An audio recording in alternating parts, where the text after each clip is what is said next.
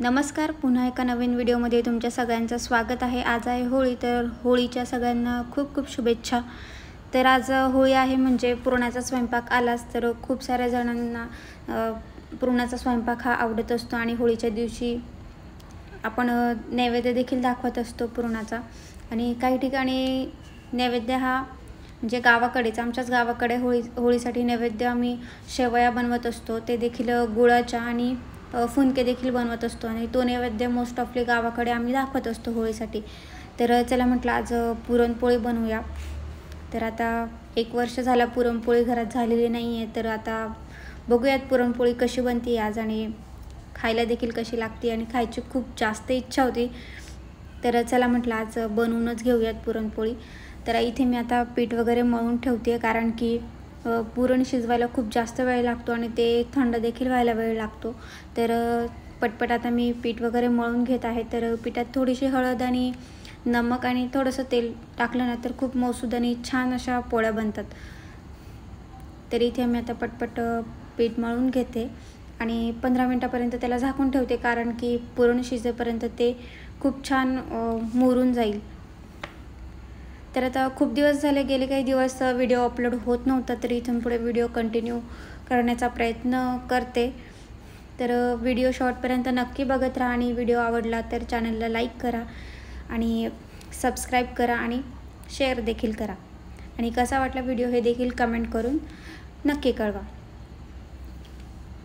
तर इथे मी आता पुरण वगैरे शिजवून घेते आणि पुरणामध्ये मी आता वेलची आणि जायफळ टाकते, कारण की ते जर पुरणामध्ये थोडंसं शिजवून झालं ना तेव्हाच टाकलेलं बरं असतं, कारण की त्याचा वास नंतर निघून जातो।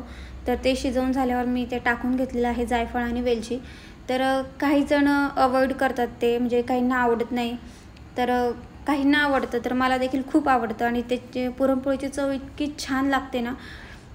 तर कोणी ट्राय केलं असेल तर कमेंट करून नक्की सांगा। तर मी तर हे टाकतच असते।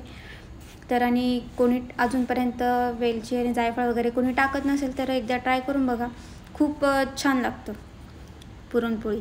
आणि ते देखील आज आमरस देखील बनवणार आहे। तर आता इथे लगभग पुरण देखील शिजवून झालेलं आहे आणि पुरणाचा स्वयंपाक म्हटलं तर खूप जास्त वेळ लागतो बनवायला, त्यामुळेच आज लवकर उठून पटपट सगळं आवरून घेतलेलं आहे। आणि त्यानंतर आता म्हटलं चला पटपट आता भात देखील लावून घेते, कारण की आता पुरण थंड होईपर्यंत भात लावते आणि आमटी देखील झालेली आहे। त्याच्यानंतर रस करून घेते म्हटलं पटकन, कारण की नैवेद्य देखील देवाला दाखवायचं आहे। तर तीच धावपळ होत होती सकाळच्या वेळेला। तर अशीच धावपळ सगळ्यांचीच होत असेल, कारण की पुरणाचा स्वयंपाक म्हटलं तर धावपळ ही होतच असते सगळ्यांचीच। तर इथे आंबे वगैरे खूप छान होते, आंबे देखील।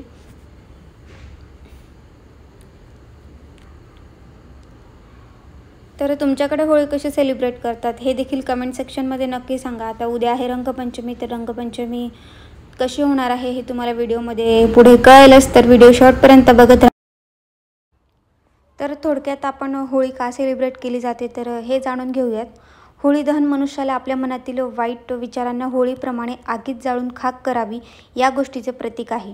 त्यामुळे आपले मन निर्मळ व्हावे अशी अपेक्षा असते आणि होळीच्या दुसऱ्या दिवशी वसंतोत्सवाचा प्रारंभ होतो आणि या आनंदात वाळलेली पाने आणि लाकडे एकत्र करून जाळणे हाच होळीचा उद्देश आहे।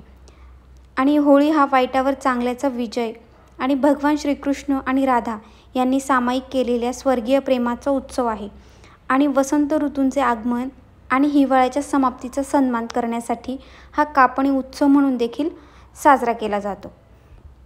तर अशाप्रमाणे आपण होळी सेलिब्रेट करत असतो आणि याचा देखील काही ना काहीतरी पौराणिक आणि धार्मिक कारण देखील आहे। तर तुम्ही देखील होळी कशी सेलिब्रेट करतात हे देखील कमेंट सेक्शनमध्ये नक्की सांगा। तर इथे आता पीठ देखील मऊसूद आणि मस्त असं मुरलेलं आहे। तर आता मी पुरणपोळ्या करायला घेते पटपट अशा। तर इथे तुम्ही बघू शकता की खूप छान प्रकारे पोळी ही जमली आहे लाटायला। तर बघूयात आता कशी होती। तर आता पटपट म्हटलं पूर्ण पोळ्या वगैरे बनवून घेते, नाहीतर 2-3 पोळ्या बनवते आणि नैवेद्य दाखवते। तर तुम्ही बघू शकता की पोळी खूप छान प्रकारे अशी फुललेली आहे। तर तुमची देखील पुरणपोळी अशीच फुगते का कमेंट करून नक्की कळवा। आणि याच्याहीपेक्षा काही वेगळं काहीतरी पुरणपोळीत तुम्ही टाकत असाल तर ते देखील मला सांगा। तर इथे मी आता 2 पोळ्या करून घेतलेल्या आहेत। त्यानंतर म्हटलं आता नैवेद्य दाखवून देते आधी देवाला आणि त्यानंतर बाकीच्या पोळ्या बनवते। तर इथे मी कुरडई वगैरे तळून घेत आहे। कुरडई देखील खूप छान फुगलेली आहे, म्हणजे तेलात अशी मस्त। तेल जर कच्चं वगैरे असलं ना तर ती अजिबात फुलत नाही। तर पहिले तेल असं मस्त गरम करून घेतलं कडकडीत आणि मग ती कुरडई तळलेली आहे। तर आता देवाला नैवेद्य करण्यासाठी ताट वगैरे मी आता पटपट बनवून घेते। त्यानंतर मग भूक देखील लागली आहे, पण आधी देवाला नैवेद्य दाखवते। इथे भात देखील माझा शिजवून वगैरे सगळं झालेलं आहे। तर काही भागांमध्ये खूप वेगळ्या प्रकारे सेलिब्रेट होत असतं। तर काही गावाकडची थोडी पद्धत वेगळी आहे आणि गावाकडे ज्या काय म्हणतात त्याला गव्हाच्या लोंब्या वगैरे असतात। आता हिवाळा संपत आलाय, ते देखील होळीमध्ये टाकत असतात।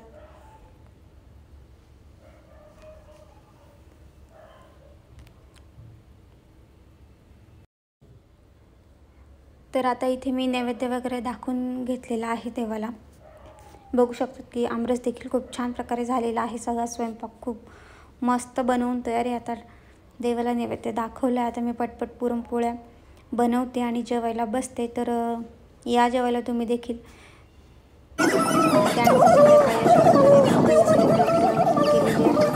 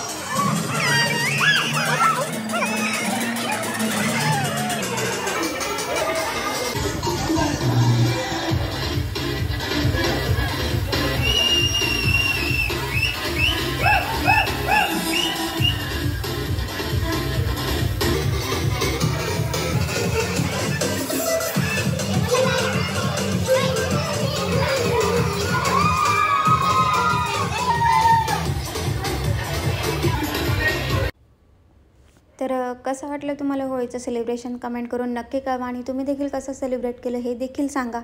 तर पुन्हा भेटूयात अशाच एका नवीन व्हिडिओमध्ये। तोपर्यंत बाय बाय।